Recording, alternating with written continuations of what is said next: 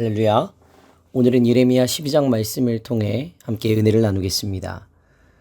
하나님께서 자신의 백성들을 향하여서 내가 내 집을 버리며 내 소유를 내던져 내 마음으로 사랑하는 것을 그 원수의 손에 넘겼다라고 말씀하시는 장면이 나옵니다.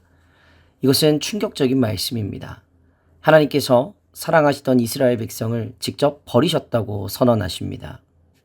우리는 이 말씀 가운데에서 한 가지 중요한 질문을 던지게 됩니다. 하나님께서 정말 우리를 버리실 수 있을까? 혹은 이 버림은 단순한 포기가 아니라 더 큰 계획의 일부인 것일까? 이러한 질문을 통해 우리는 하나님의 심판과 은혜의 관계를 더욱 깊이 묵상하게 됩니다. 예레미야는 하나님의 백성이 하나님의 도를 떠나 세상과 타협하고 우상을 섬겼음을 지적합니다. 하나님의 은혜로 주어진 약속의 땅이 황무지가 된 것은 백성이 하나님의 말씀을 무시하고 자기 욕심과 죄악의 길로 나아갔기 때문입니다. 이 장면은 오늘날 우리에게도 동일한 경고를 줍니다. 하나님의 말씀을 멀리하고 세상의 방법을 의지할 때 결국 내면의 황폐함과 관계의 깨어짐을 경험하게 된다는 것입니다. 하나님의 버림은 이러한 상황에서 일어납니다.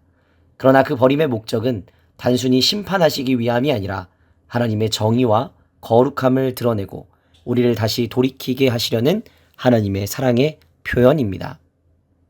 하나님께서는 이스라엘을 심판하시면서도 깊은 슬픔을 느끼십니다. 하나님께서 사랑하시는 백성의 죄로 인해 하나님이 아파하시는 모습이 느껴집니다. 우리의 삶에서도 우리는 종종 하나님의 침묵이나 멀어진 것 같은 상황을 경험하기도 합니다. 그러나 우리는 이러한 순간에도 하나님이 우리를 사랑하시며 우리의 고통 속에서 함께 아파하고 계심을 믿어야 합니다. 하나님의 침묵은 우리의 죄를 깨닫게 하시려는 도구이고 심판은 궁극적으로 우리를 회복시키려는 하나님의 계획의 일부입니다. 하나님께서는 버리심으로 끝내지 않으십니다. 15절 말씀에 내가 그들을 뽑아낸 후에 내가 돌이켜 그들을 불쌍히 여겨서 각 사람을 그들의 기업으로 각 사람을 그 땅으로 다시 인도하리니 라는 말씀을 통해서 하나님의 회복의 계획을 분명하게 보여주십니다. 이 과정은 단순히 과거로 돌아가는 것이 아니라 새로운 시작을 의미합니다. 하나님의 회복은 우리의 순종과 믿음을 통해 이루어지고 이것은 우리가 하나님의 도를 배우고 따를 때 가능해지는 것입니다. 오늘 우리의 삶의 황폐함 가운데에서도 하나님께서는 동일한 약속을 주십니다. 아무리 깊은 절망 가운데 있더라도 하나님의 긍휼과 은혜는 여전히 유효하고 하나님의 도를 배우는 자들에게 하나님은 새 희망을 주십니다. 하나님께서 우리를 버리시는 것처럼 느껴질 때 그것이 끝이 아니라 새로운 시작임을 믿으시기 바랍니다. 하나님의 심판은 우리가 죄를 깨닫고 돌아오게 하시려는 사랑의 도구이고 회복의 과정으로 이어집니다. 오늘 우리에게도 하나님의 도를 배우는 삶은 필요합니다. 이를 통해 우리는 하나님의 거룩하심 안에서 새롭게 세워지고 세상 속에서 하나님의 영광을 드러내는 귀한 도구로 쓰임받을 수 있습니다.